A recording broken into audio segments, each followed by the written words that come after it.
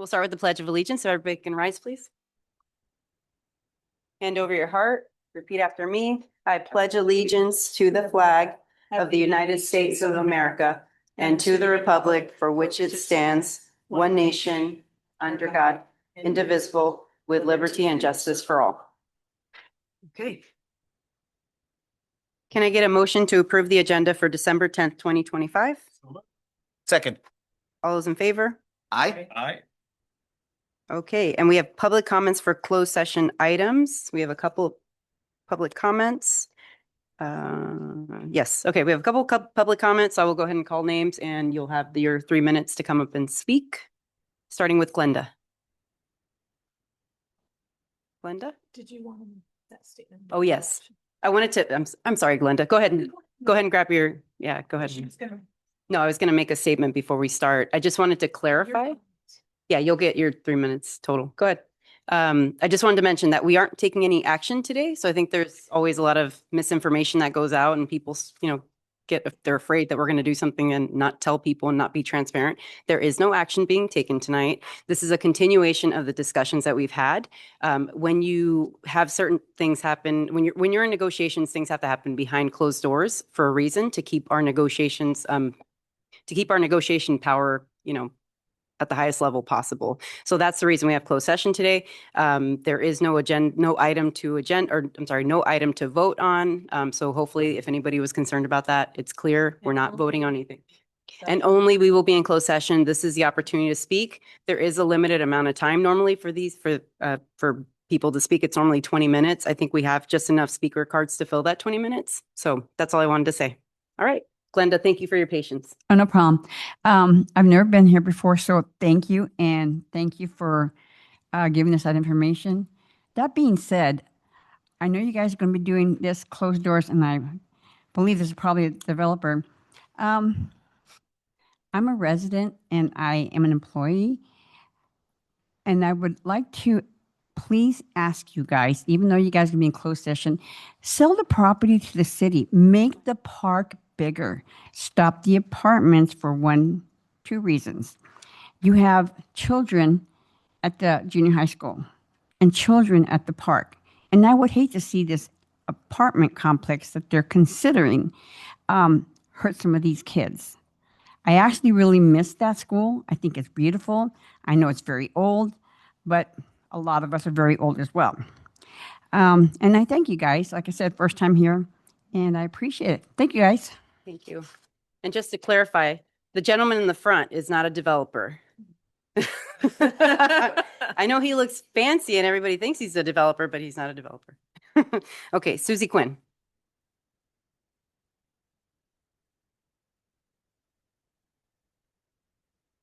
Hello, I only have two comments.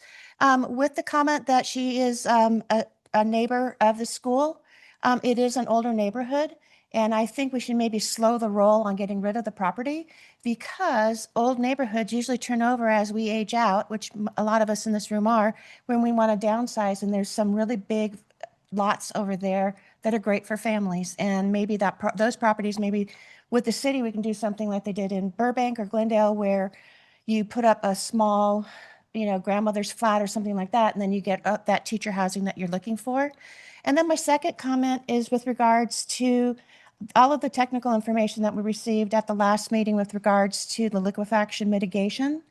I did some lookups on it because it didn't seem to me that that was a very viable way to go and poke holes to the building. And there are multiple ways of doing liquefaction mitigation. One of which is earthquake tubes that just moves the water up and down when an earthquake happens and the water starts to squeeze. And it's non-invasive. It's around the structure, not into the structure. There's a lot of different ways that can be handled. So really would appreciate in the process of this that we're not relying on the experts to tell us, but asking the question, what else can be done? Because there's always more than one way to skin a cat. Thanks. Thank you. Mrs. Hagobian, followed up by Cindy Russo.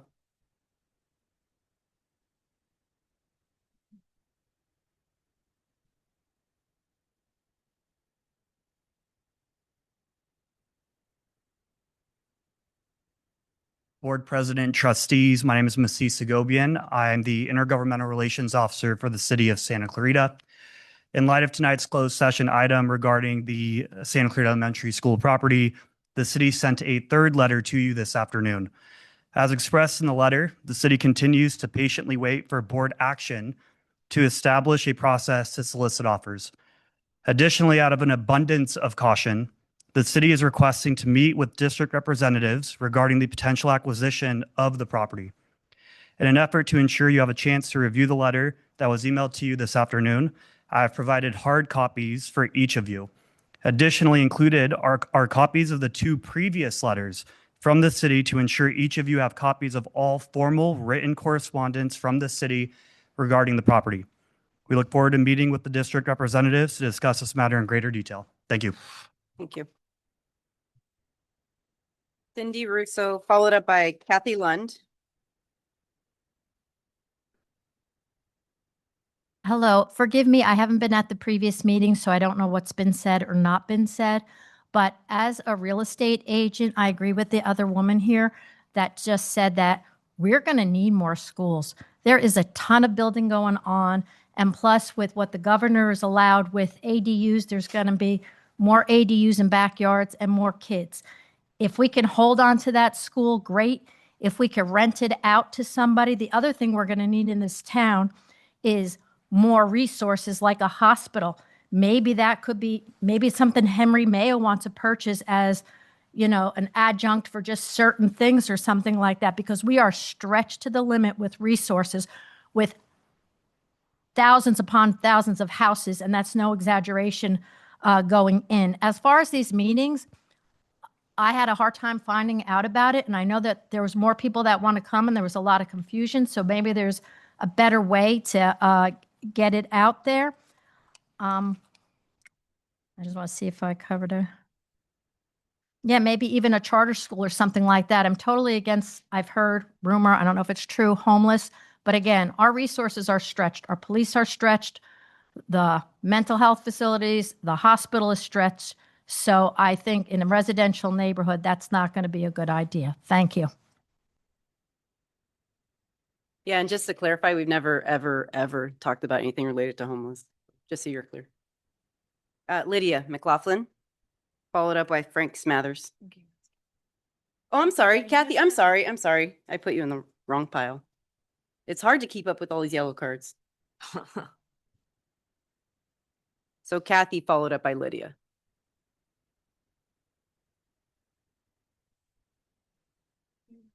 Yeah, I'm sorry, and then Lydia. Good evening. I was kind of asked by several people that couldn't be here tonight if I could just ask some questions. And I know that one of the things that the community is struggling with is that there's questions being asked at these meetings, and then there's not a follow-up for people to come back and say, we found out the answers, here it is. I also know in speaking with Dr. Hawkins today that there was some concern about people getting misinformation about what tonight's meeting is. And I'd like to think that I'm of average intelligence. And I know that when the item came out for tonight saying that there was going to be negotiations and the negotiating party was going to be a home developer, I don't think I'm off base thinking that there was going to be a home developer here tonight making a presentation, especially when it was followed up by what was going to be discussed was going to be pricing and terms of payment.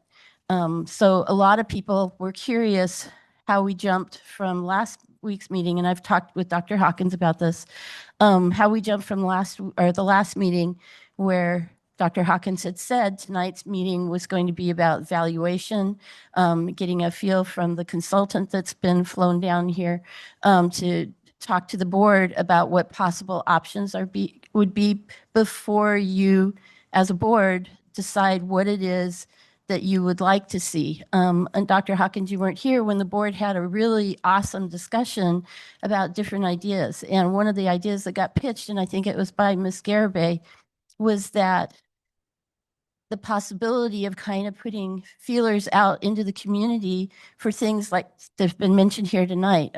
Housing is a big deal for those of us that have kids that are in their 30s and their 40s and want to stay in Santa Clarita and they can't. However, they're not ready with kids. They grew up in, homes with backyards.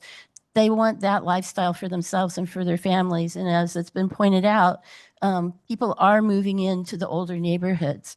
The school was in walking distance, and for my neighborhood, it was advertised that the school is 0.5 miles from your home.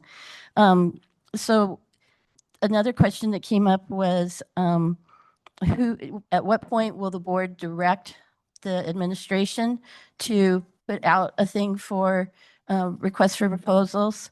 Another one was, who determines whether Saugus has sufficient recreational space? We sit next to the park, but as the area has grown or mushroomed, actually, the park, Santa Clarita Park, is still very small and doesn't handle everybody. And then at what point would the developer be present for a closed session meeting?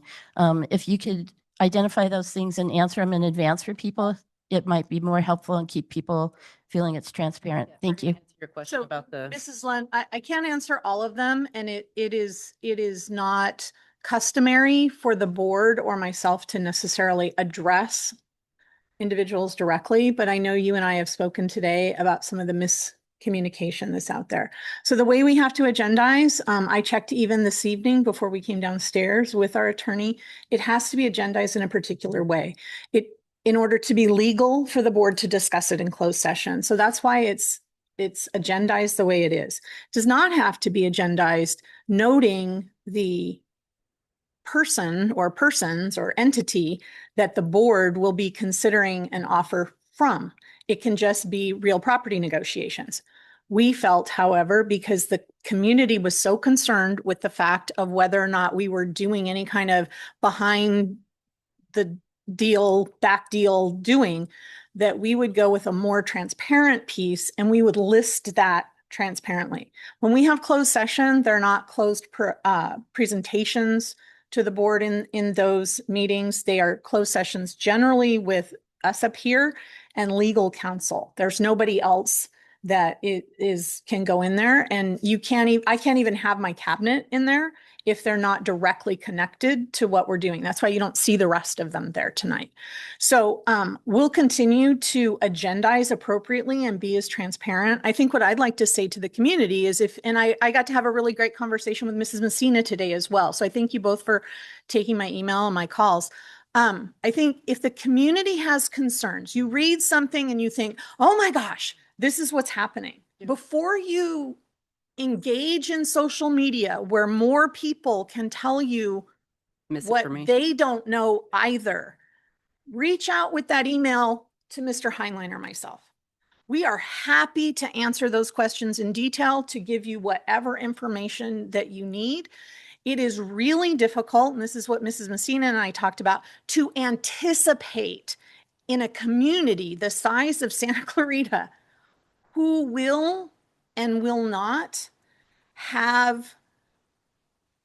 understand an agenda and the way it's posted. Generally, to take action, there has to be an action item on any public agenda. That's not just for the school district, it's for the city. We have to have an actionable item. So when you don't see an action item, nothing's happening. Nothing can happen. So even what Mr. Massis gave to us is not agendized for tonight. So there's not a discussion about it for tonight. So we have to follow those rules because of the Brown Act, because of public policy, not just because of the property. So we will continue to do those things. And so when we're going to take action, you will see action on the agenda and you will know that. And that's why I kind of forecast for people at the last meeting that we were going to have a closed session meeting so that people weren't shocked that we were going behind closed doors. The reason that the board has to go behind closed doors, and first of all is when we, staff, get an offer, we can't take action on it without the board giving us direction. They can't do that individually because it would be holding a serial meeting. They have to do it in an agendized fashion, which is public. So even if I look at it and go, gosh, they want homes, and the 7-Eleven committee said we don't want to put homes there, which I know, I'm clear, I sat through all those meetings, right? I can't not share that with the board. The board has to see it, they have to discuss it as a collective, and then they have to determine what they want to do or say, and that part will be done in open session publicly. So I do thank you for asking those questions, and we'll take into consideration where and when we can ask those questions, but I wanted to answer some of the legalistic questions because I know that was a big deal. We are not trying to do anything. I don't know if anybody from Mark Homes is here tonight. They aren't coming into the meeting, but they did jump what we said was a process, but anybody can do that. The city just did. We don't have a process by giving us a letter of interest that is more formal than other letters that we have received in the past. Our initial letter from the city was during the 7-Eleven committee, and that was a really important process for us to take. But now we're in the process where the board makes decisions, and so we're going to move forward with that. So we appreciate all of your public participation. What I'm concerned about is your public frustration, right?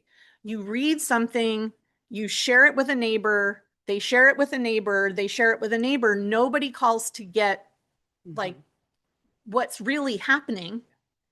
And then everybody's frustrated and upset. That's not healthy. That's not our intention.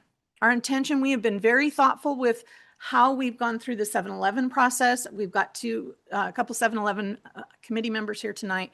We want to continue that. And I think the board has heard from the community and what they want and they don't want. But we also don't get to control who submits an offer, right? We don't get to say to somebody, well, you can't submit an offer. We have to take it as a public entity, and then we have to go from there. So that's what we're doing tonight. That's all we're doing tonight. It's a big nothing, and I know some people got very concerned that that's what was happening, but it's just, we got an offer. The board has to discuss it in closed session because that's what we do. And I appreciate. Yeah, and I was going to say, just to thank you. I appreciate the comments. Just please reach out to the district when you have questions about things. There's so much misinformation that I see all the time. It's all wrong. Like, it's literally 99% of it is wrong. If we just had one person that actually is doing the thing in the district to answer that question, things would be so much more clear. And she's absolutely right. If you look at a city council, City of Santa Clarita agenda, they list things exactly the same way, and there's a reason for that. So there's nothing different, unique, scary about what we're Right. doing. It's exactly. I've asked two of our leaders, Mrs. Lund, who I completely respect, and she hates when I say this because she doesn't feel like she's a community leader, but I think Mrs. Lund is very much a community leader, and Mrs. Messina. And since you were chair of the 7-Eleven committee, I'm going to ask you, Mr. Shea, if you start to see those conversations happening, I am not on social media, and I'm not going to get on social media for that reason. But if you start to see these things coming up, shoot me an email that just says, here's some questions I'm seeing. Do you have any answers? And then I can answer them. And if you want to post it, or like, I know Mrs. Lund, you posted exactly what I wrote, you can do that, because to me, we have our business to do. We have to do it a particular way, right? To be legal. But we want to make sure you guys are okay. You're not upset. You're not frustrated. You're not questioning it. So that if you who are here tonight can help us, that would be great. Right. Thank And you, I think Mrs. it's Lund. also important to let people know that this is one of a whole series of meetings that has been scheduled since, I think, October. Yep. Thank you, Ms. Lund. Lydia, Mrs. McLaughlin, you're next. Oh, let me clean them up because I was scribbling. A picture. Mrs. McLaughlin's up next, and then Frank Smathers. Smathers. Frank's mother. Sorry, Smathers.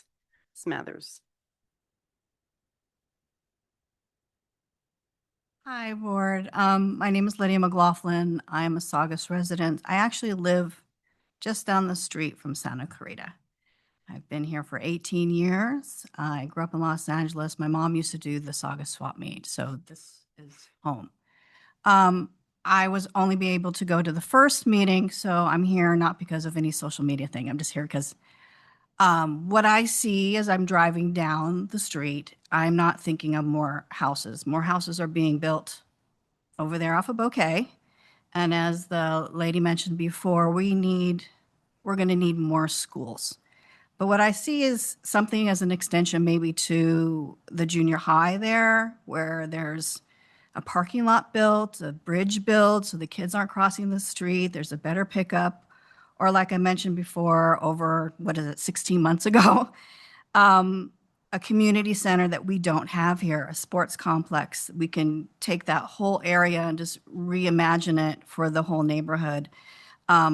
That's how I imagine the neighborhood, is having a place for, as I grow old, a place to go and be part of my community. The kids have a part to be in the community. So just having another developer come in and build multiple units like they do off of, was that Plum Canyon? We're just squashing us in more and more here.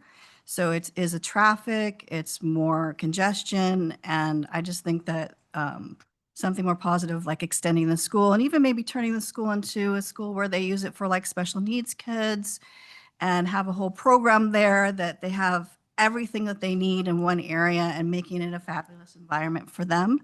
Because I know that's something that's been lacking in the school district, and give those teachers that opportunity to have their own space, and maybe even take the building, because it's kind of an architectural thing that they've built, and keep that and build around it.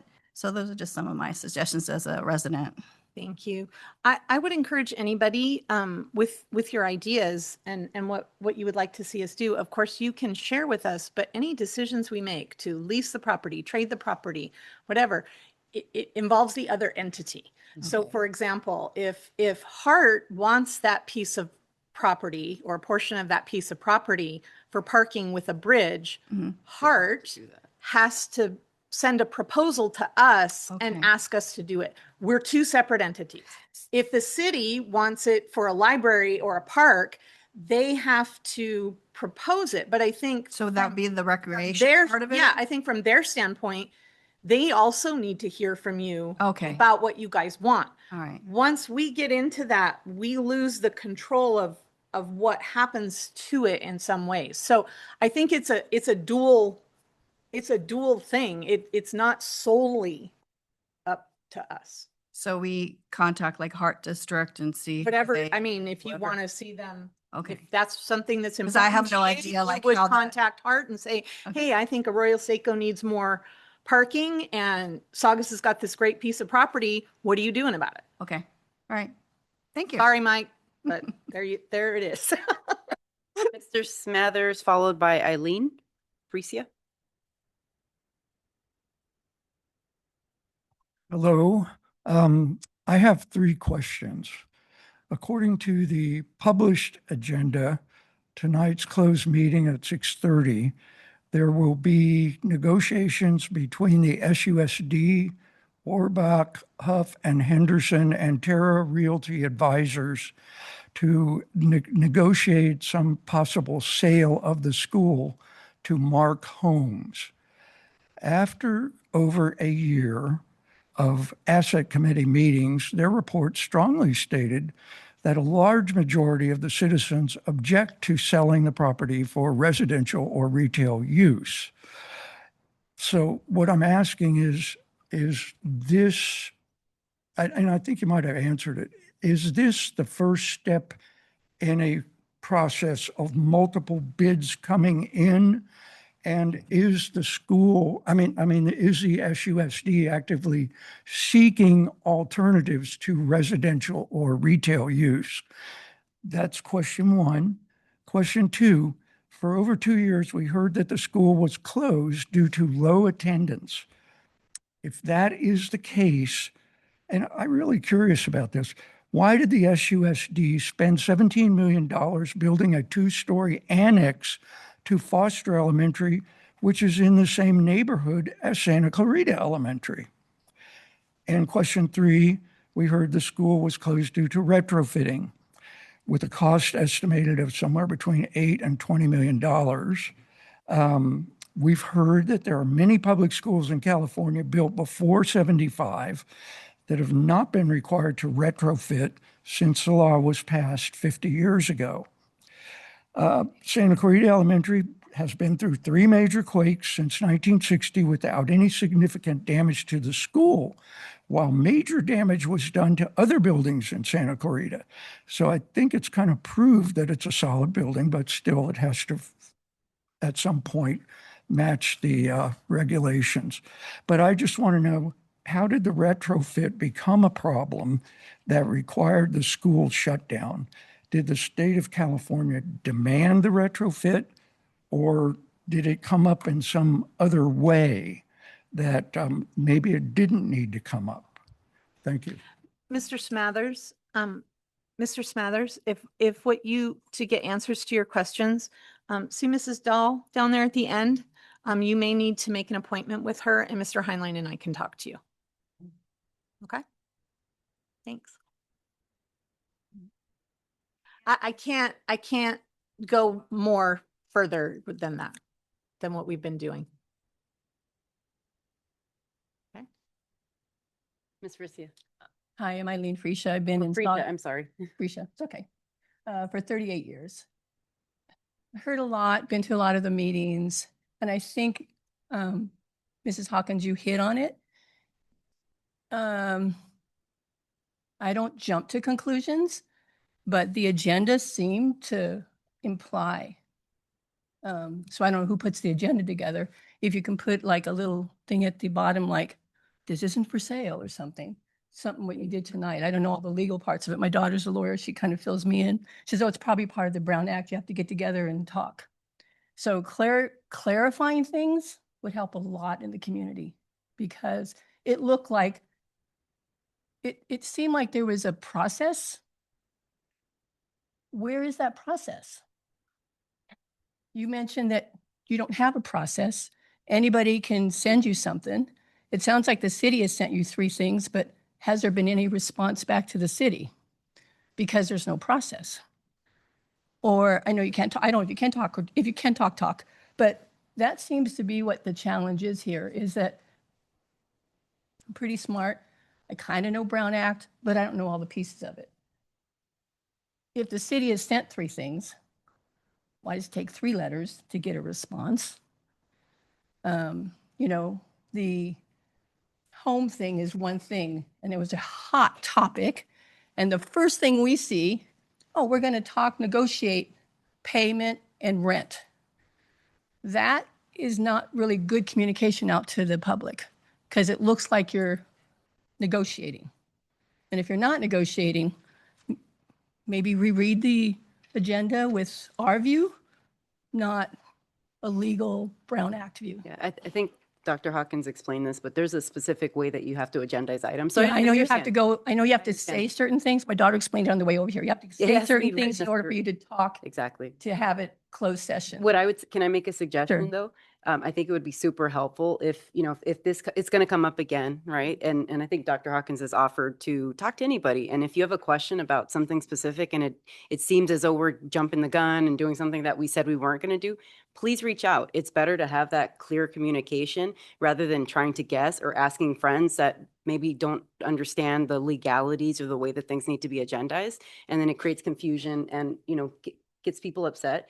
That's what I would ask. If we can just, you know, even if it's one person, I know there's several people in here that are well connected in that neighborhood. Let's just have that one person reach out to Dr. Hawkins and say, hey, we're concerned. Like, it looks like you guys are doing something you said you weren't going to do. Can you please explain this to us? I'm sure she'd be more than happy to do that. If not, you know, she has several people that, you know, work within the district that would be happy to explain that. We want to be clear and transparent. We don't want anybody to feel like we're jumping the gun. We just literally have to follow the Brown Act and the way that you do things. As I mentioned earlier, if you look at a city council agenda right now, they probably have a, you know, part of their agenda that says real negotiations. It's like the literally the exact verbatim language.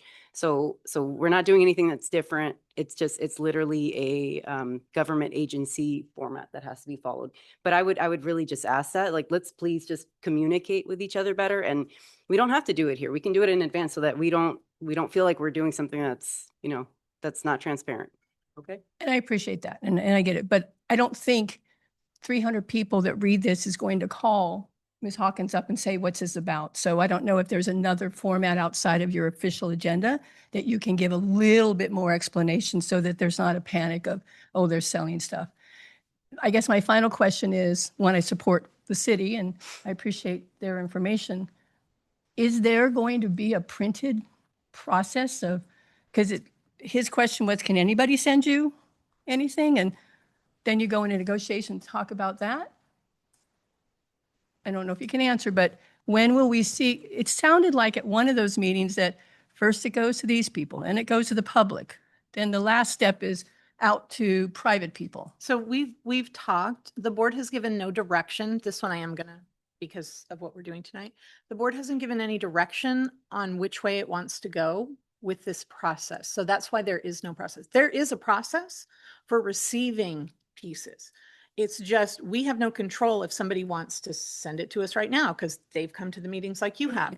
So that will be coming once we get some direction from the board on that. And it's not that the board is being derelict. They haven't had an opportunity to have that conversation. And so that's a process that we will go through, and then we'll work with our attorney and we'll come and we'll do the presentation and we'll share whatever our next formal process will be.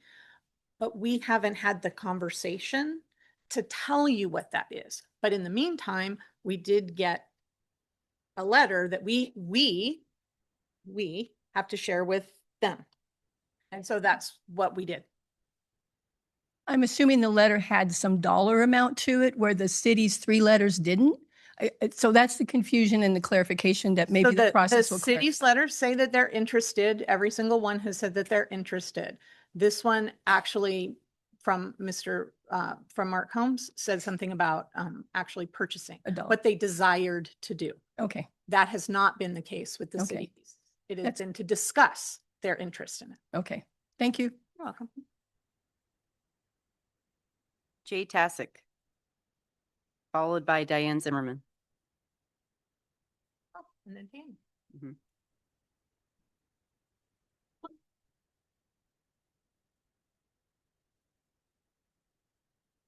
Good evening. I am here 13 times. Same things.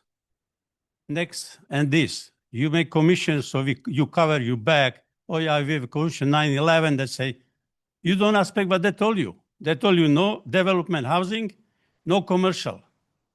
So what is after that? City committee, they want to do park, they want to do library, they were interest. You still don't listen to this. And I think so as a listen, developer have lots of money. That's a problem. And I don't accuse nobody here, but his money make difference. And Mrs. Hawkins, she nice talking, too much. That's what it is, yeah.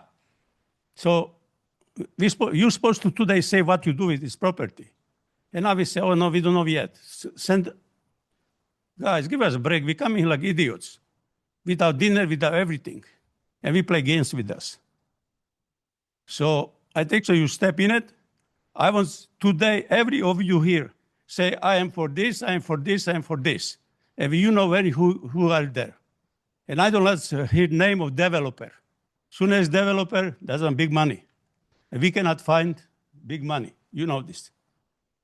So I don't know what to tell you, but we are, patient is over.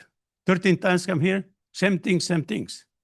We go forward, back and forth, back and forth. So it's time to close. I know you waiting when we will retire and say, forget it, we don't fighting anymore. But we will fighting. I tell you right now. And I don't understand. We say that's what we wanted. And now city come 3 times. We wanted this property. Let's make deal. But you try avoid city. City don't give you no money. That's what developer have money. So that's where we are. So thank you for listening, but we are very upset. And I will be glad to hear every one of you say, I am for this, I am for this, I am for this. So we know where you are. Thank you so much. Diane Zimmerman, followed by Tammy Messina.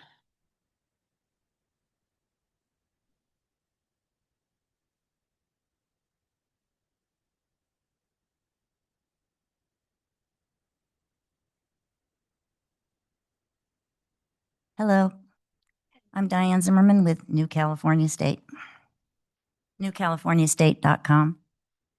It's been a while since I've been here. I decided that before I came to the meeting tonight, I should go back and see the location, the neighborhood, et cetera, because I was with everyone a couple of years ago, a year ago, whenever, before spouting off again against any tearing down of the school or any of the state mandates that we do this or that elected officials out here in Santa Clarita keep using as excuses for the implementation of the very things we all moved to get away from in the first place.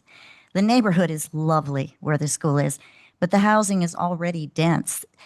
Pretty, but dense. I noticed the townhouses, people are, there's a wall between them. Why would you even consider tearing that down, getting rid of that beautiful area for people to take their kids to go to whatever is done with that property? You're saying that you need to take the bids that come in as they come in. No, you don't. You could clarify what kind of bids you'll take, and you could eliminate these. I'm sorry, people, I don't know the name of the company that's offering to put in these wonderful houses that they've already gone and looked into, and they're just gonna make Santa Clarita so much better, so much safer, so great, blah, blah, blah. You could say, okay, we're taking bids for the use of the building and the land as is. You have to perk it up a little bit, like, put wallpaper up or something. But those buildings to me look pretty nice. Looks like you could do something with them. But I know for a fact that you can say, we won't take bids for housing. And that would eliminate this discussion where we have to read in the paper and misunderstand. Come on. This is not a dumb group of people. And no, we aren't misunderstanding what we're reading. We're reading it in the Signal. So maybe you should have a word with the Signal before they're allowed to print something. Because every single person here thought that these people were going to be here tonight from reading that article. So I just suggest that you just say, okay, call these people up like tonight and tell them, don't bother because we're not going to put housing in. That's the one thing we're not going to do. And then, go from there. But I'd certainly wait a few more months before you do anything, especially any more housing in this wonderful Santa Clarita Valley that needs to stay that way. So thank you. And really, seriously, just tell them no housing. Easy. There's all kinds of other alternatives, but we're not taking housing. Thank you.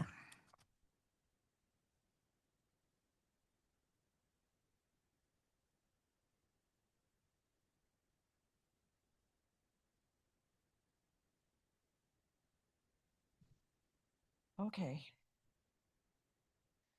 I just wanted to thank you for putting this on the Zoom because I don't know how many people are watching, but I'm hoping you got a good number of people in attendance. 7. That's awesome. That's 7 that couldn't make it. So I appreciate it. I appreciate you doing that and accommodating the community. So I just wanted to echo Mrs. Lund's comments with regards to the agenda. I know that Dr. Hawkins and I talked about that this afternoon.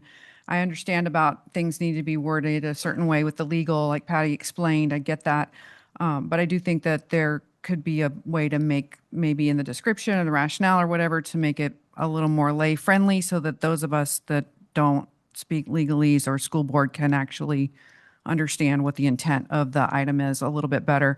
I also, I don't remember the other lady's name who talked about the process, but I know that that was my anticipation of this closed session was going to be to talk about the process of receiving bids and offers and that sort of thing. And that was supposed to be the outcome of this meeting. So I know you said there weren't any actions going to be taken on it, but I'm assuming that that is going to come out of this meeting and that you guys are going to give us an update on that either at the next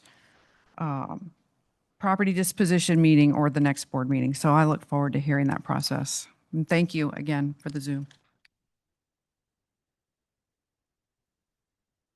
Okay, we're all done with our public comments. We will now, I'm sorry. Go ahead. Okay. We have one person online.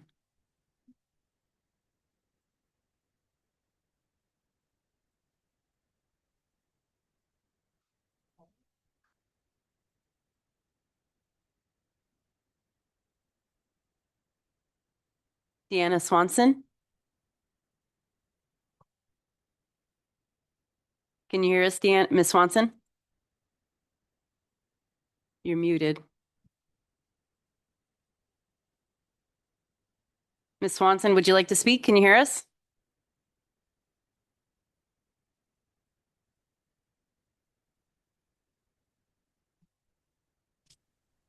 Can you hear me? I'm sorry about that. There you go. Now we can hear you. Yep. Okay, fantastic. So Okay, I'm go hearing, ahead. I'm hearing what everyone is saying here. And so I'd like to start off with a few things that I've heard from the board. Let me be clear what I heard, if this is correct. Since the city has only expressed interest multiple times, but has not given any specifics, you're basically going to not allow them to do anything. Because from my understanding, after conversations with the city and from what I'm hearing tonight, they have put in requests, but they haven't given you a specific. For instance, I would like to have a boys and girls club there. They have not given you anything specific, so therefore you're ignoring their interest. That is how I'm taking it. The second thing that I heard about was about the possibility of the Heart District could take over the land as like a parking lot. Someone had said, put a bridge to it. The interesting thing that I find is that I called Arroyo Seco and I asked them about it. They had no clue. They knew nothing of what was going to happen, nothing that was going to take place, that there was going to be housing there, which I find very alarming since it's next to a junior high school. So those are my issues to begin with. I feel that, piggybacking on what some of the other people have spoken, have said, is that we have a board here that has the opportunity to do what's right for the citizens, which is your parents of your students. And yet people just keep coming up and you keep on holding these meetings and saying, oh, we don't know and this and that. But we do know. You've heard what people want. I'm really, as a citizen and as a parent, I'm having a really hard time understanding what is the problem here. I'm going to encourage you to give direction to the superintendent to set forth negotiations with the city to listen to the proposals. It's hard for me if a teacher comes to you and a teacher says, hey, here's a concern. You don't go, well, because you only said here's a concern, I'm not going to listen. You say, what's the concern? The city comes to you and the city says to you, hey, I have a proposal I'd like to do. You don't just ignore them. You listen to what their proposal is.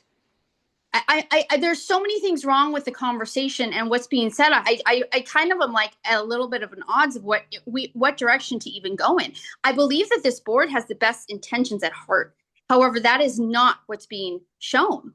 You need to, based on recent events in this district, I think it's time that this board start actually listening and change the tactics. You have parents, you have teachers telling you this is going wrong, this is going wrong, this is going wrong. And I can repeat this over and over, and we're not just talking about the homes. And for some reason, somebody is not willing to listen, and I'm not sure why. Like, nobody's telling you guys to do anything crazy, but you're denying the city a chance to do that. You guys live here. Most of you live here.